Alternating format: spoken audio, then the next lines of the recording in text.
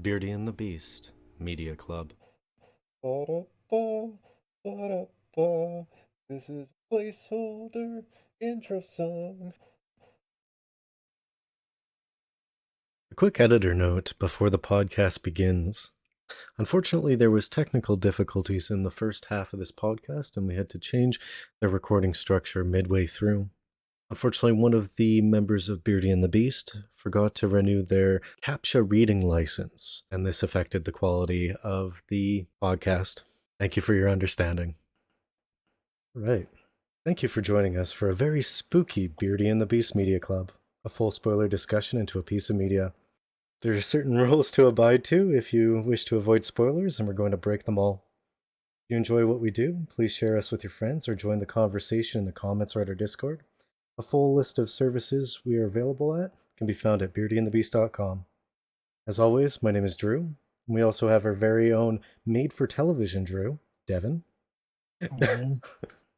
Joining us Actually, today. I didn't mind the made-for-television for Scream. Joining us today is a very talented and ever handsome Jamie from the band Heron. Hey, thanks for having me back. Great to be here. Yeah, good to have you back. This Spooktober, we have chosen films that critique, parody, or satire horror film genre. And today we'll be discussing 1996 horror mystery Scream. So, Jamie, did you like this scary movie? Actually, I did. I was really charmed by this movie. I don't think I had seen it since the theater. It was at least the 90s on VHS. Mm-hmm. Yeah, it was quite charming and fun and well made. Had the same sort of experience when I watched Pulp Fiction recently. I was worried, has this movie not aged well? And Pulp Fiction has aged just fine. What seems to have not aged well is all the things inspired by that. And I think that's the same for Scream, too. Scream is a pretty fun movie to watch, made by Wes Craven, who knows what he's doing. Good writer, too. But yeah, perhaps it's the movies that came after it that were also sort of satirizing the genre that maybe don't hold up as well. I completely agree with you there. I think one of the big things with Scream was, the slasher genre basically revitalized the genre. And I don't think a lot of people understood that it was also a parody. Probably because it wasn't necessarily funny in the same way like Tucker and Dale is. But it is parodying the genre. Well, and to add upon that, usually those that come after this film try to make themselves a parody of Scream and alike films. So trying to satirize something that's already satire usually ends up going far more into the camp realm. Right. And what about the other Scream movies? Have any of you guys seen those ones? Have they aged well at all? So I've watched them all. It's been a while since I've watched 2 and 3. It was Scream 5 that just came out, wasn't it? Is that the new one that's just called Scream? Yeah. Scream 4 and Scream 2022. I think they both kept the overall feel of it. I know, obviously, Craven wasn't involved in the last one, but I think they held up because they still stick with that same idea of poking fun of the genre while still kind of keeping it serious. One of the big things I remember in Scream 4 that stuck with me and can't quite remember how good the rest of the movie was. Do the whole new cast thing, and Nev Campbell's character comes in and it's like, you forgot the one rule of a reboot: don't fuck with the original. I felt like they still knew what they were doing. Again, it's been a while. Yeah. This was actually my first viewing of anything in the Scream franchise, so it was definitely crazy to me. How did you miss this? I don't know. I saw at least one Star Wars film. So does that count? I guess it just it seems it was omnipresent. How could you escape it? Mathew Lillard's in it. I mean, come on, the guy from Wing Commander. I saw Wing Commander, but I did not see Scream. And yeah, so you're just such a contrarian. It's all about Freddie Prinze, right? Yeah. Oh, yeah. That's what it is. Have you seen SLC Punk? So you've seen the Scooby Doo movies. You love Freddie Prinze. Yeah. I love the Scooby Doo live actions. Oh, they're great. Lillard kills it. They all kill it. I love everybody in those movies. Yep. No. The only person that matters is Serial Killer. Serial Killer? Yeah, from Hackers. Yeah, of course, his character. How could I forget? Yeah, serial killer, and SLC Punk, Mathew Yeah. Lillard. He contains multitudes. A shining beacon of hope for all that Yeah. is. He was a blast. He is just like biting off gigantic pieces of scenery in this movie, and he's killing it. I love him. Every scene he's in, he's great. I was reading like a big part of like having these cast members were the fact that they could take the film with humor and inject that bit, and they just said like steal the scenes. So you always had that dark humor in between, and they nailed it. Yeah, definitely. And it allows the lines that are very meta or like outside your standard four walls of the film, the way that they can be delivered by someone who, isn't your standard scream queen or like overacting in a certain way that brings a levity to it. Like we have examples of that for what's his face, the movie jockey who went on about the 3 rules to buy. Oh God, Jamie Kennedy. That's a Yeah. fine example of Right. you have Mathew Lillard who's just sort of killing it with this cheesy dialogue, and then Jamie Kennedy just like a bowl of farts. Oh man. That's the only part. Like this movie, I think is good satirizing of just like a core statement. It's good at satirizing the genre when it's showing those elements in like film format, but when they're literally telling you about the elements, that's when it sort of falls on its face. And I thought those were the coolest parts when I was younger. Mhm. I would disagree now. I think a bigger thing. So this is something that happens with a lot of other of these, the good horror parodies that we've seen. I know it's been talked about at least between me and Drew before.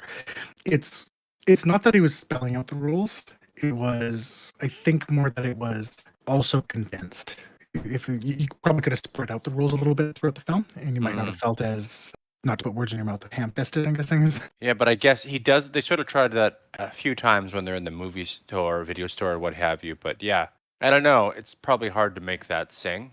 But Lillard doesn't seem to have a hard time with his dialogue. Well, I think a big part of that too is everyone in this film is genre savvy, so they all know the films they're talking about. They're making references throughout the entire thing, and you just happen to have a character that is very much tied into it by working in a movie store at the very least. It's called a Blockbuster. Before Netflix, we had to go and like physically grab video cassettes,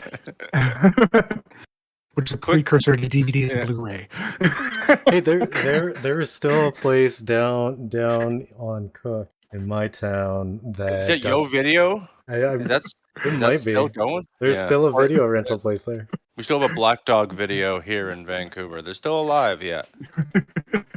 One thing that would have made that better for that specific character is if he had more casually introduced the rules earlier as some type of form of foreshadowing, but instead it seemed like a ill-delivered joke.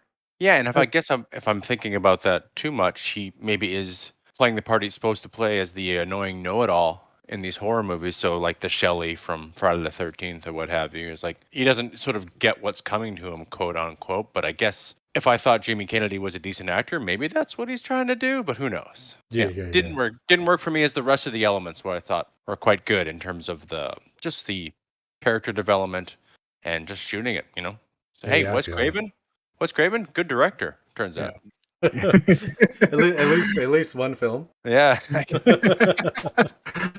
Well, and yeah, I think that's the big thing. I agree with you there, Drew. Like Kennedy needed to do that earlier because he was that role of that harbinger. Yeah.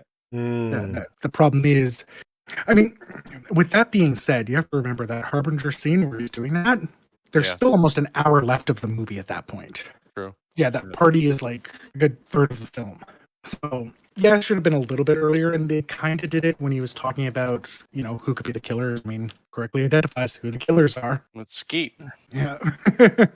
floppy-haired king. He looks so great. They got him dressed in pretty regular clothes, so he sort of gets through it unscathed. The stuff that Jamie Kennedy is wearing is pretty. I'm taking psychic damage when I look at it. Pretty incredible. And the reason why that is because I definitely had a shirt like that and had those pants, like nothing fitting.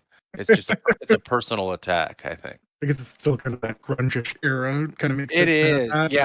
is. I had made a bet with my wife that we would see at least one guy wearing goggles on his head, but it didn't happen. So I lost that bet. Perhaps it's a little early for that. Another 3 years, maybe.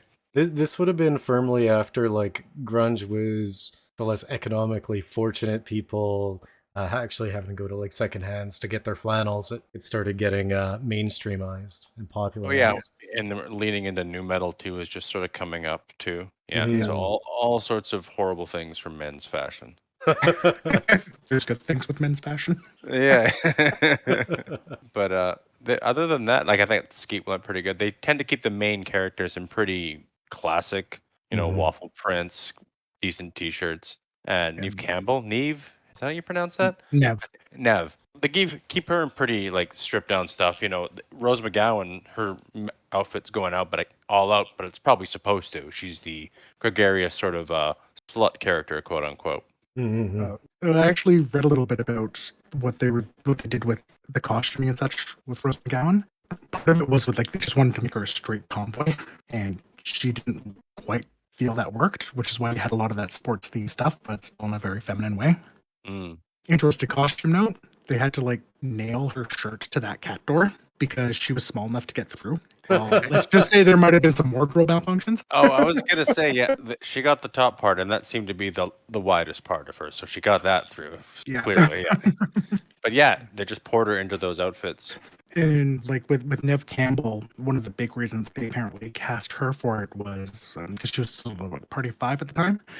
So Yeah, I think so. they figured that she was really good at kind of having that innocence, and we saw that in the craft when we discussed that earlier, where she had that innocence, but she also seemed capable in her actions to help sell the character. Oh, you're talking about like confidence from exuded from like being assured in her role and comfortable within it. Yeah, and also like could seem capable of the character. It didn't seem odd that she was able to fight back because she had enough of that fire. Okay. Apparently, they almost just had the entire cast of Charmed in this film. True. Oh, there's a movie I have not seen, but my wife swears by it. Is that a TV series? That's It the was a TV series. series. Oh, that's the one. Yeah, exactly. With Alyssa Milano.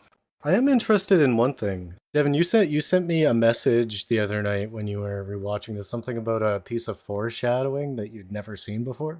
Oh my god! It hit me like a ton of bricks. I had to pause the film. This is like 15 minutes into the film, and I'm like, "Fucking don't fear the Reaper." Yeah. When Billy sneaks into her room. Oh yeah. Blue Oyster Cult's playing on the radio. I think it was just the background music was just "Don't Fear the Reaper," but it didn't go to the chorus part of it, the softer rendition. Yeah. On Cowbell. How did I miss that? I've watched this movie dozens of times and just never realized they were playing "Don't Fear the Reaper." I missed it too, actually. I didn't catch that at all, and I was surprised how much this movie had me kind of like jumping back and forth as to who the killer was. I did get that there was Good. multiple, but Good. So it worked on you. I was wondering. I thought it was Dewey. No, yeah, they did a good job. He Arquette has another good performance of just playing a sniveling little deputy sheriff. He's great. Little slap face smile. Well, for me, it was there was a sticker on the side of his computer monitor that said Comic Cop, and the face of the drawn character looked very reminiscent of the Ghostface mask. Oh, didn't even pick up on that. Yeah, I was That's like, cool. what is that? I think they did that very well. One of the rules that Randy kind of mentions throughout the film was it's the millennium. Everyone's a suspect. Yeah. And I think overall they actually did that very well. I mean, obviously everyone was thinking of Randy. At least the fake one, they always thought was Randy when someone called. Makes sense given his cinephile ways. Obviously, Billy shows up. They did things like the police boots the sheriff was wearing were the same boots that you see step down in the bathroom scene. So they were very much trying to make it look like you have no idea. And then, of course, introducing the dad and the dad later on as well as a possible suspect very intentionally trying to do. I think part of the idea behind it was they looked at it as mystery as well, because it makes even on a rewatch, you get more out of it because there goes like, okay, who is killing them, right? Mm-hmm. Who's the actual killer in each of these scenes? And of course, you get to pick up on other things like when with Rupert's character right at the beginning, Casey. The question that gets answered is which door is he at? Well, it's a trick question. Is that both of the doors? Exactly. Mm-hmm. That makes So- sense. Out of all the potential killers, I didn't expect Stuart to be one of them. Really? I thought he'd end up being a just another person murdered, especially with the line with "I'll see you in the kitchen with the knife." Yeah. Even though I didn't think Movie Boy was the killer, I thought that might have just been like a little like nod to what was about to happen to him. Well, I'm glad it still worked because Skeet Ulrich is just sweating and like just looming and just leaning into it so bad. But the other red herrings are good enough that you don't. Well, it could be him, but it could be these other guys too. I noticed that. Oh man, I'm pretty sure the camera guy was Dirty Dan from Deadwood. You ever watch that show, Deadwood? I had a roommate who was super into it. Yeah, well, Ian McShane's right-hand man, his name's Dirty Dan, and it was him, and it was weird to see him young and not covered in dirt and murdering somebody. That's a great show. What was I? Yeah, at the time I was into The Sopranos, Never watched Or that no- all the way through. or it might have been One Tree Hill. Hmm I was kind of into both those series at the same time for some reason, but we had the DVD box sets. Were there any of those kind of teen dramas I watched? The Dawson? No, I didn't watch Dawson. I didn't watch Party of Five or anything like that. I watched Angel and Buffy, but much later in life. The only real show of that kind of generation that was like of any note for me was probably The Pretender. Oh God, yeah. I still love that series where Jared can pretend to be anything and then he knows all the Michael T. thing. And God, I had forgotten about that show. Michael T. Weiss. What else was he in? I don't know. Known for Jared in the television series The Pretender. Hope he just got a ton of money from The Pretender. Man, he was on that show for 4 years, 86 episodes. Yeah, getting close to syndication there. Get paid. I didn't even know his name. I just thought his name was Jared. Oh, okay, yeah. People do that all the time on the street. Jared! Yo! Just you. I'm not allowed to go. I'm not allowed 150 meters near him now. Free speech. There we go. Oh, free speech. All right. None of that is allowed here. We can only talk about Michael T. Weiss. Michael! The world done you dirty. Jared was the best character to ever exist. Oh, look who's getting Blu-ray of Pretender for Secret Santa. I'm wondering, wasn't the Fawn supposed to be in Scream? He was in that. He was Did you not see him? No. Yeah, he was the principal. the principal. Oh. Yeah. It's weird you know him as the Fonz. I know. Had the leather jacket and everything. Yeah, and he just complaining about kids. It was pretty good. He did a good job. Brought some gravitas to it. I know him as the shit lawyer from Arrested Development. It was weird seeing him. I hadn't seen him in a while, but he's great in that series as well too. Never seen that one. Oh really? Yeah. Well worth your yeah. time. He didn't last long, but he was great. His scenes, spouting exposition. And the obsession with his hair. I see it now. Yeah, exactly. Yeah. Fun story. They killed him off just because they went too long without killing someone. The executives wanted it to happen. Yeah. I had read something too, and it worked out great. It was a pretty good killing. Most of the gore is pretty good in this. Lots of practical effects, like the obvious dummy when Rose McGowan gets her head crushed. I love that stuff. Like all the viscera is pretty gross. You see it just enough to Oh, skeeve she you was out. hanging from that. Yeah, No, she was actually hanging from that. brutal. Like she was apparently bruised up, like mad because of it. Really? Yeah. Oh, I imagine it looked like a pretty brutal stunt. Ooh. I'm kind of squeamish when it comes to the more like gory stuff, but thankfully the actual choices that they did probably to hide some of the like the practicalness of it, showing it at a distance. The first death was the Drew Barrymore's boyfriend, and he was like gutted or whatever. But even that was like semi in the dark and at a distance, so it didn't give me that squeamish uncomfortableness, but like it did set the tone of the scene. Yeah, and then when you see Drew Sydney, I guess at the end of that scene, it just sort of snaps in a couple times to see it quick, and then you're out. So just enough to skeeve you out. Probably the best scene in the movie. Like Drew just kills it.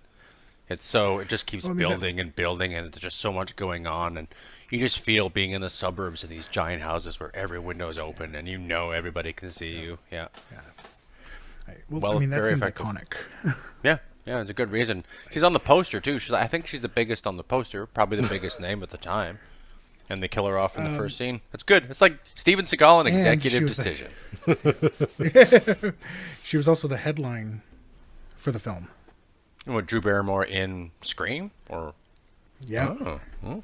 She was the Did top not- billed in the advertising and such, because she was, I mean, she's still big, but she was really big at that time. Yeah. Still, and she wanted it this way too. I love Drew Barrymore. She's great. Oh yeah. That actually like kind of falls on track too for what they're kind of doing with this movie. Like if they were to have like your headlining actress legitimately kill her off in the first scene, tracks for me. It's one of the most effective ways, and this is, again, just how this film plays with tropes overall. Most of these films, especially like as you get more scream queens and such, you know what to expect. You just killed off your top billed character in the first 15 minutes of the film. No one's safe. That worked for you, Drew, as a first-time viewer? Still an effective scene? It definitely set the mood. What I did notice immediately was like in all the popular cultural references to Scream, it was all encapsulated in the opening of this, more so Yeah. than the rest of the film itself. It's what everybody parodies. That was my next question, or whether you had seen this parodied before in popular culture and all those scary movie sort of parodies or what have you, but still effective. Yeah, even in weird foreign music videos and stuff. It's always this first scene. Really weird. It is probably one of the most iconic scenes out there.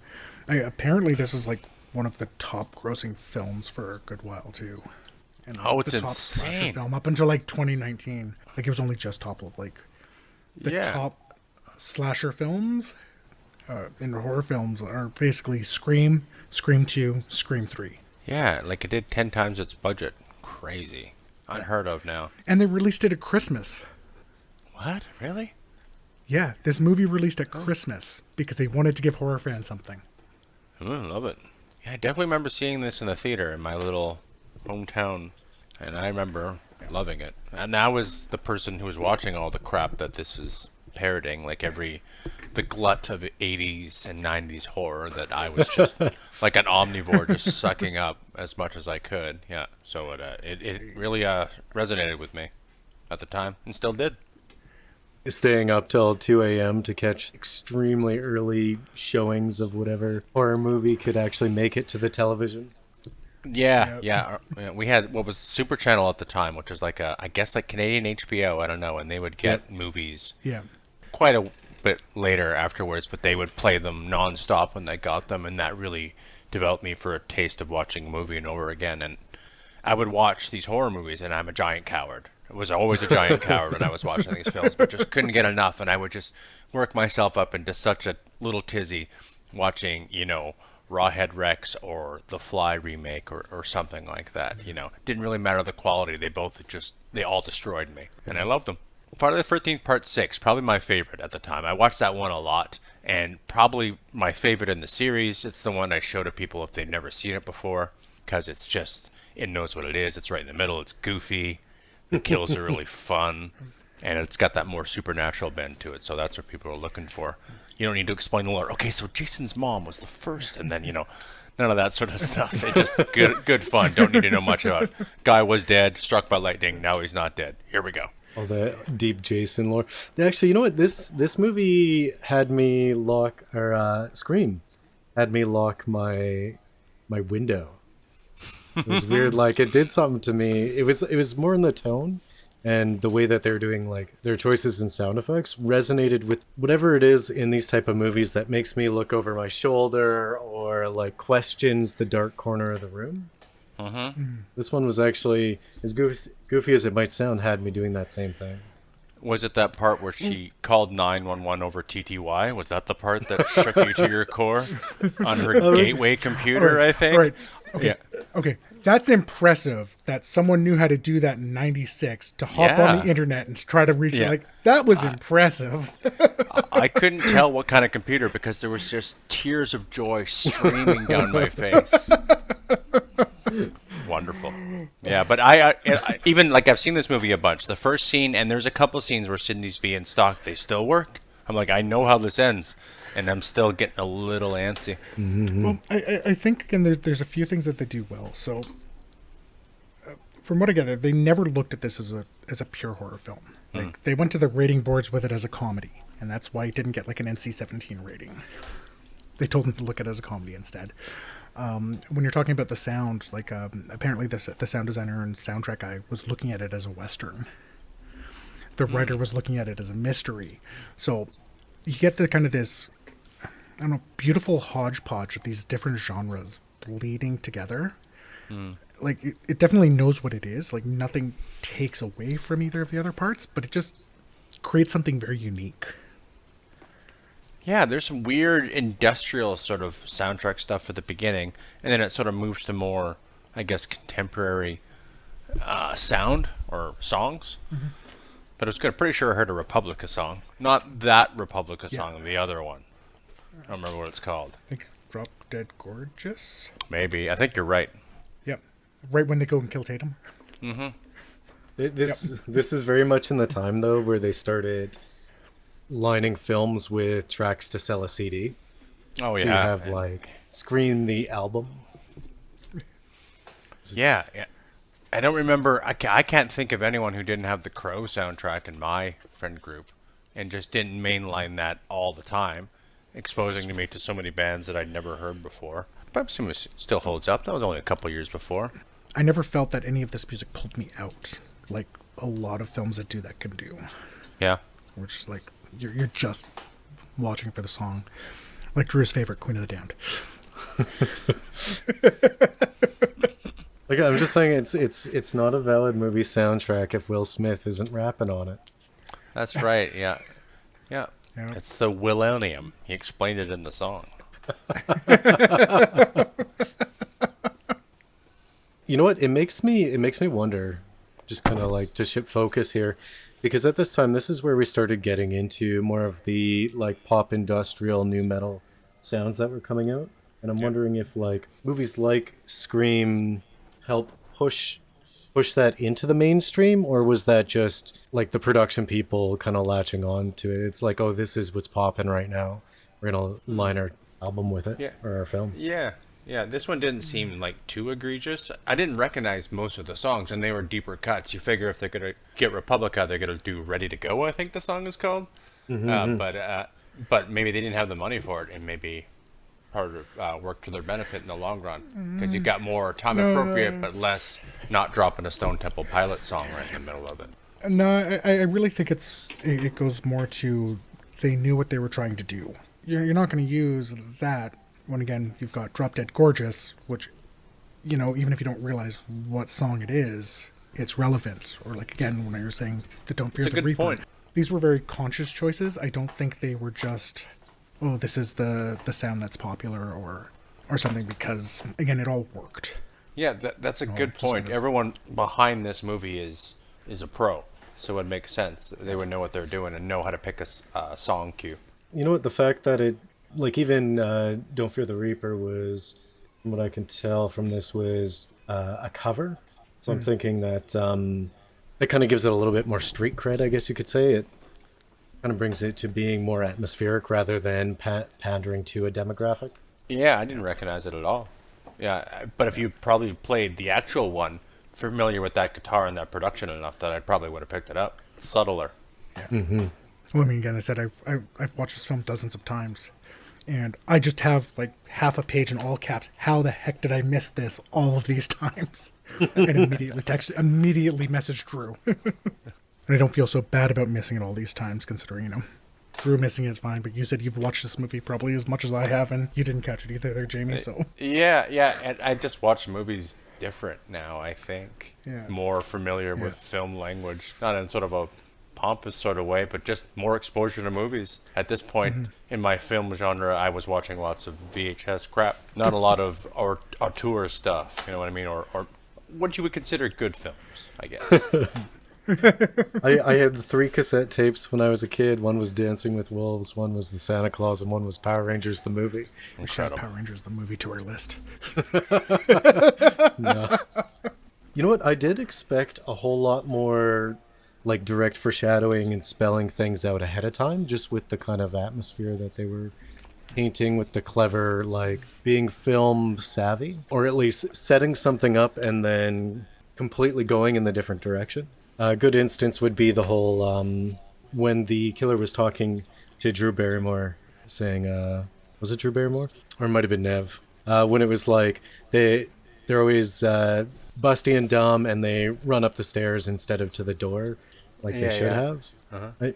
I expected a whole lot more of setting things up and then just kind of like knocking it over as they kind of, I guess, betrayed the foreshadowing or the spelling it out. True. Well, it's one of the things I like, because they did set that up, but one thing you see with Sydney is she always went for the front door first. Mm-hmm.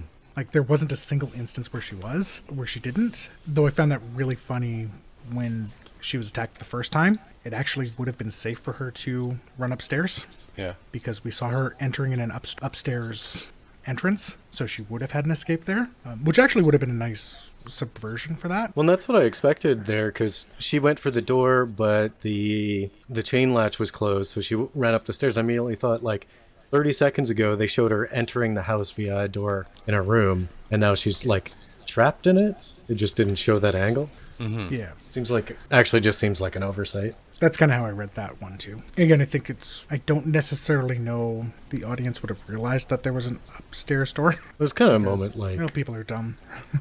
It was very much a thing, but yeah, it could have had a good payoff. I specifically earmarked it because I had this moment where I was like, how wealthy is this family that they have this estate with this, like, crazy deck and this cool entrance to, like, just this random room?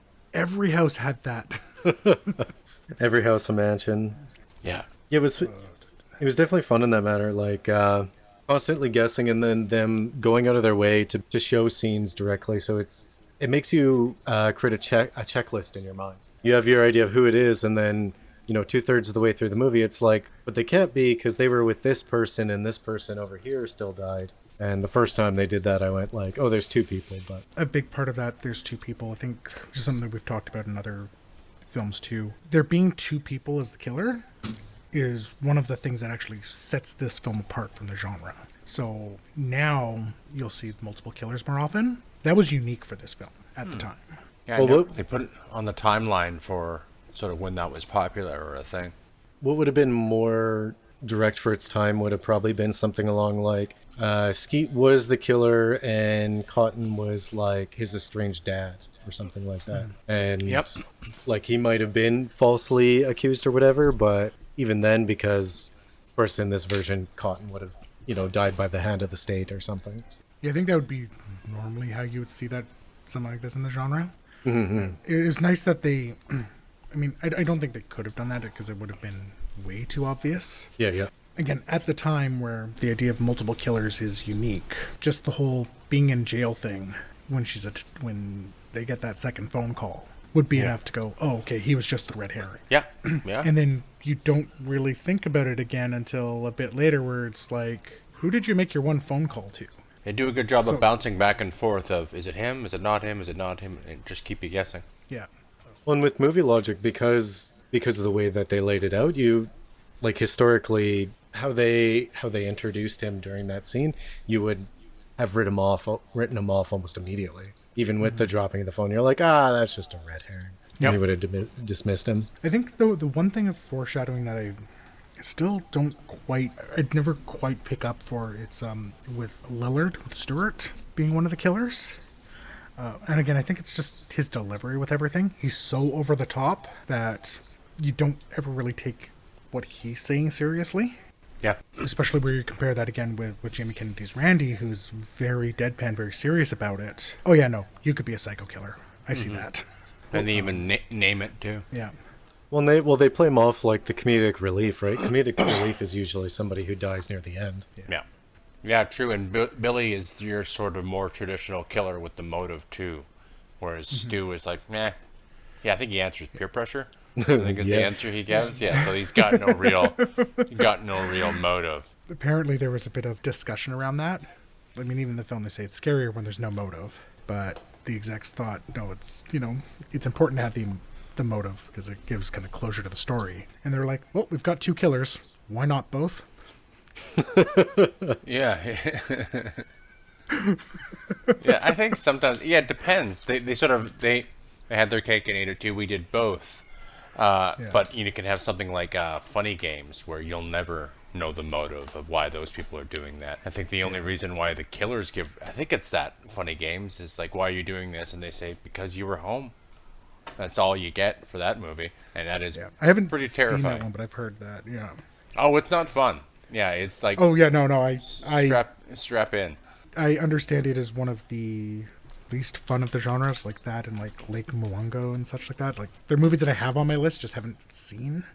Yeah, Michael Haneke, he makes really bummer movies, man, but they're great. They're really great. I think he even made he made a remake of his own. He made Funny Games, and I think he's German, French, I don't know. But then he made the remake later on. He remade his own movie, I think, just so he could traumatize American audiences in the most effective way, and it works. That movie scared the crap out of me. Yeah, I'm gonna have to pass. My soft baby heart can't handle these scary films. I can't do that stuff anymore, or anything that's like really psychological or anything to do with kids anymore. I just can't do that stuff. I like my goofy gore now for the most part. Is what I'll go for with sci-fi related. Yeah, I kind of go back and forth some. There's an art to good horror. yeah. And it's a shame because it's one of these genres that people pass off. They just don't give it credit. And you see it like even when the general audience is reviewing horror. Yeah, You just clearly don't know what you're looking at. It doesn't get a lot of respect. People make it because it's cheap and easy.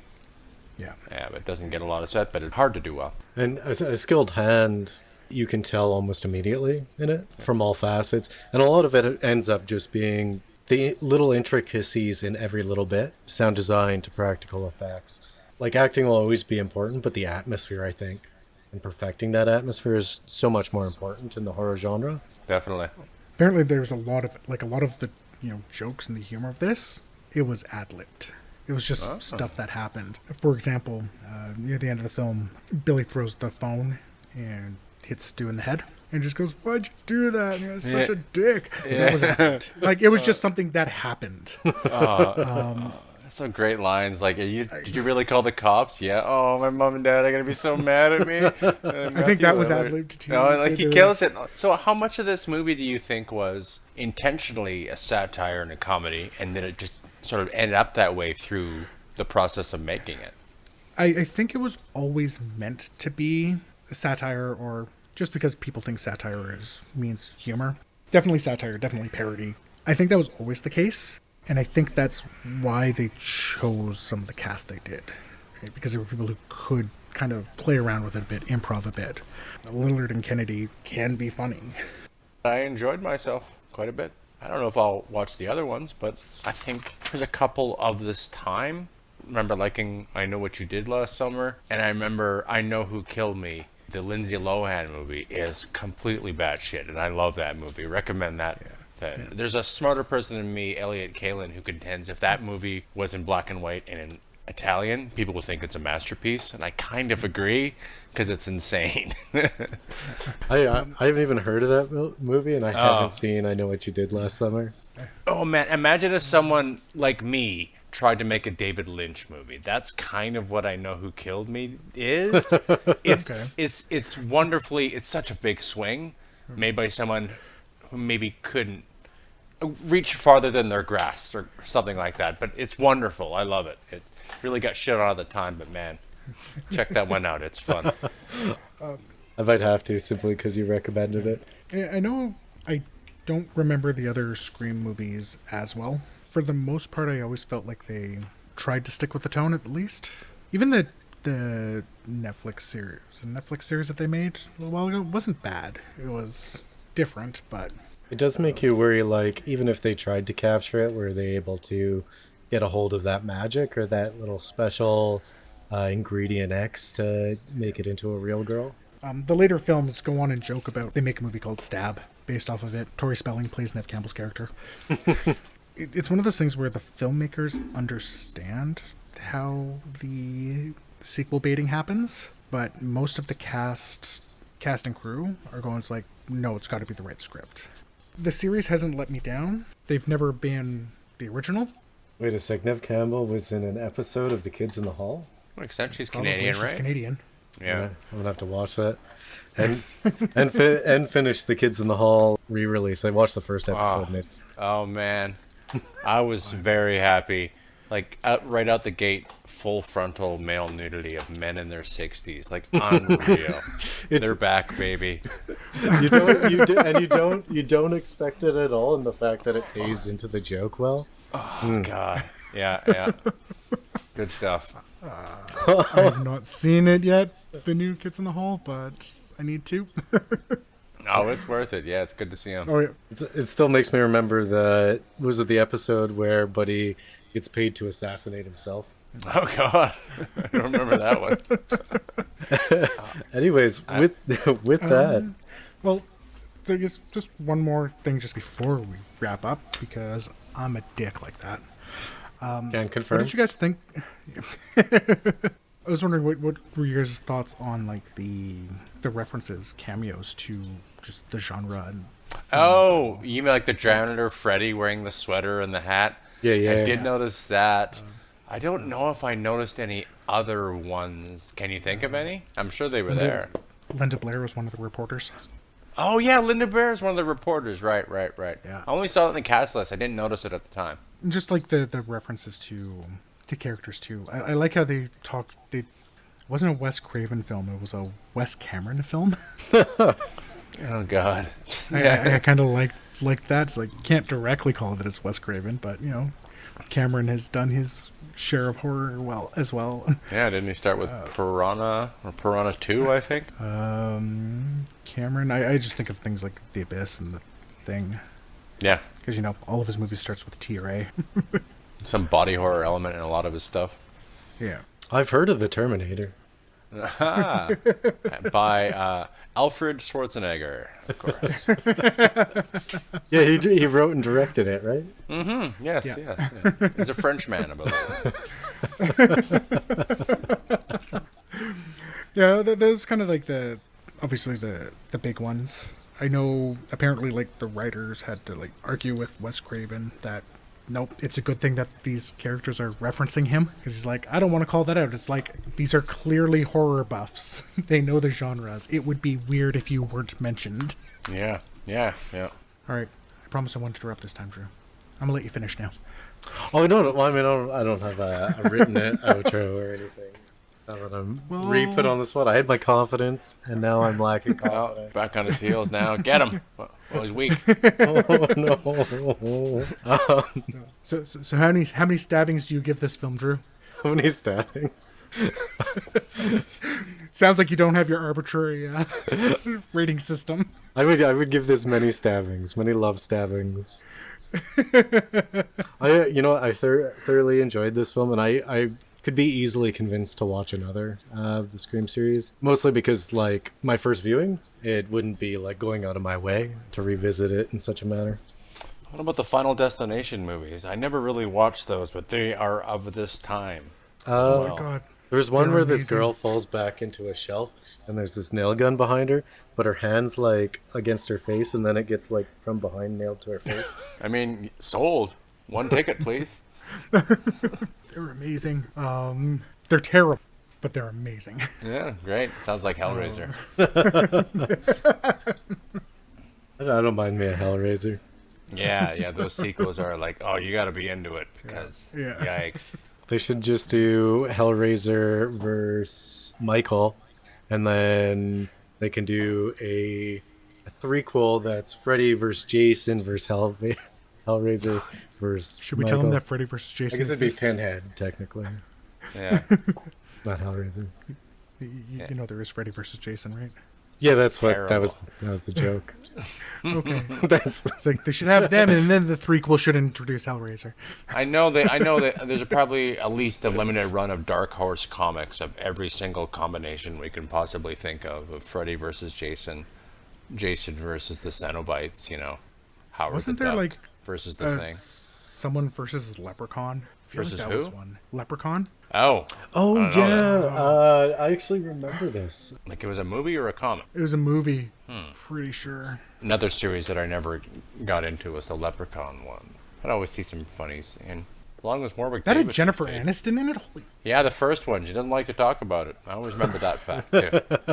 crap! Yeah, really early on. Well, awesome. Thank you so much for joining us today. Thanks for having me, guys. It was great talking about this, and good to see you again. Had a great Oh, time. for sure.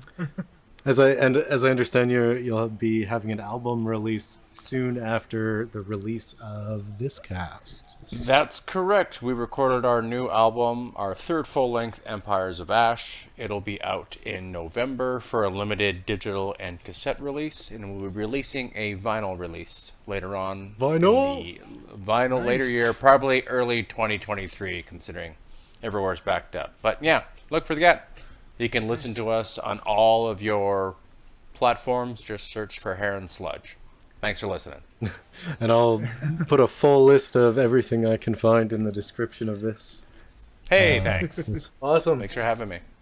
With that, this has been Beardy and the Beast Media Club. Join us for the next Media Club where we discuss the anime Bubble. As always, if you like what we do, like and subscribe, or join the conversation in the comments or at our Discord. A full list of services that we're available on is available at beardyandthebeast.com. Later.